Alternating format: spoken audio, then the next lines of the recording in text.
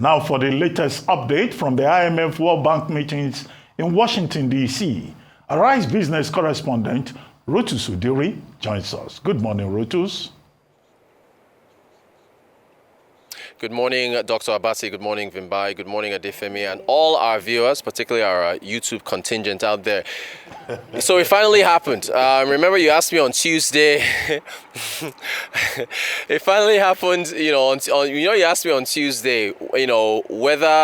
What the story was around the U.S. support for the World Bank and the IMF. So yesterday, Scott Bessent, Treasury Secretary, was at the Institute of International Finance, and he called out the IMF. I mean, he basically said that the IMF has strengthened its mission, is going into gender.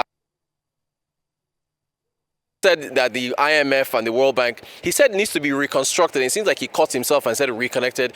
Take a listen to the clip from his speech. First, we must make the IMF again. The IMF's mission is to promote international monetary cooperation, facilitate the balanced growth of international trade, encourage economic growth, and discourage harmful policies like competitive exchange rate depreciation. These are crucially important functions to support the U.S. and global economies. Instead, the IMF has suffered from mission creep. The IMF was once unwavering in its mission of promoting global monetary cooperation and financial stability. Now it devotes disproportionate time and resources to work on climate change, gender, and social issues. These issues are not the IMF's mission. And the IMF's focus in these areas is crowding out its work on critical macroeconomic issues. The IMF must be a brutal truth teller and not just to some members. Today, the IMF has been whistling past the graveyard. Its 2024 external sector report was entitled Imbalances Receding. This Pollyannish outlook is symptomatic of an institution more dedicated to preserving the status quo than answering the hard questions. I have spent the bulk of my career from the outside looking in on financial policy circles. Now I am on the inside looking out. I am eager to work with each of you to restore order to the international system. To achieve this, however, we must first reconstruct the IMF and World Bank reconnect the IMF and the World Bank with their founding missions.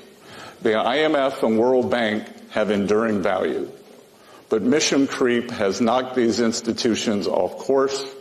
We must enact key reforms to ensure the Bretton Woods institutions are serving their stakeholders, not the other way around. All right. So yeah, I mean, this is the talk of the town, right? Here in DC, Bessent's comments. Everyone had been waiting for this other shoe to drop, as they say. And for our viewers, just so everyone understands, the United States is critical to the IMF and the World Bank. We have a chart up there. By the way, that chart was created by ChatGPT. I just asked it to create the chart, and it did. So for our students out there, financial analysts, and everybody else, do get a grasp of this stuff. So the chart that you have in front of you basically shows that the United States is the largest donor to the IMF in terms of quota. So into how the IMF makes its money is from a quota system. Its members, based on the size of your economy and so on and so forth, make donations. The United States, about 16-17%. Also, for the World Bank, the two ways the World Bank makes money is from the International Bank of Reconstruction and Development and also the International Development Agency. The United States is the largest shareholder in the International Development Bank of Reconstruction and Development, basically has veto power and also largest donor to the IDA. So they essentially cannot function efficiently without the United States. Now, coming to today, I mean, I don't think Bessent's comments the timing were an accident.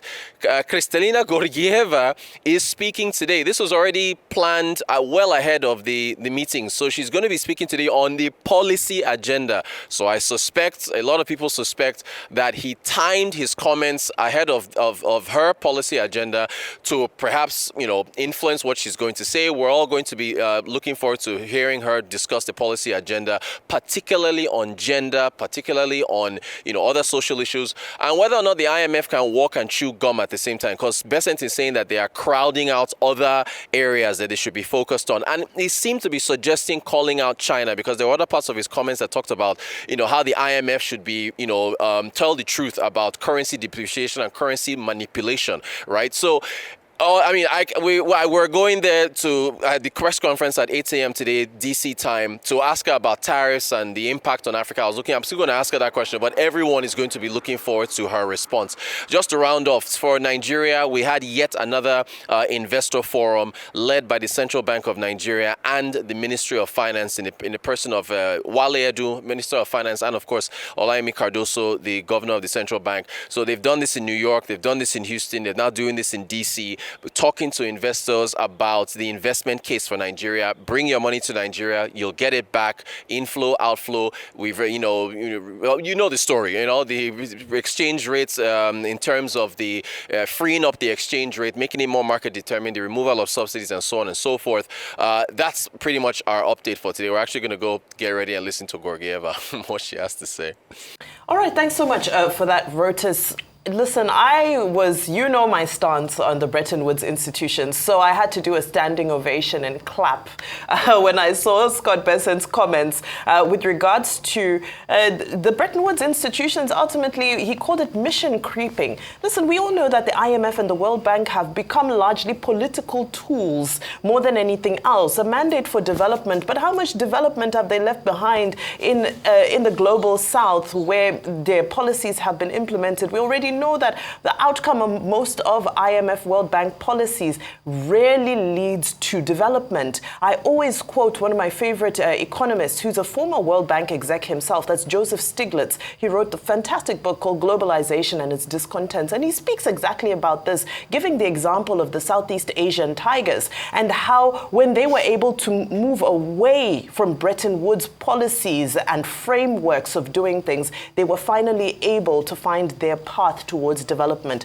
So I love that he said they're not trying to, it's not America alone, but what was the quote? He said, not America alone, but America included, or something along those lines. I need to get the quote, but he was just reinforcing that America is not trying to isolate itself, but America just wants to re-level the playing field, because we're no longer in 1944. This is no longer post-World War II global economy.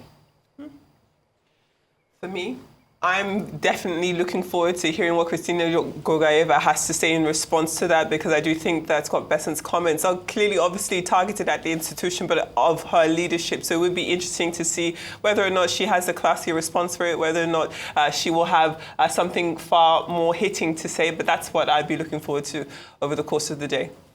Okay, very quickly. Now, I think the thing about Scott Bessent, should be placed in context. Now, it was Theodore Roosevelt, 26th President of the United States, who said, in his opinion, foreign policy should speak softly and wield a big stick. Under President Trump, foreign policy is not just speaking loudly, it's wielding very big stick. In his first comment, President Trump withdrew from the Paris Climate Agreement. As part of Project 2025, which you mentioned, I think, 2 days ago, which is the blueprint for his second, emergence as president of the U.S.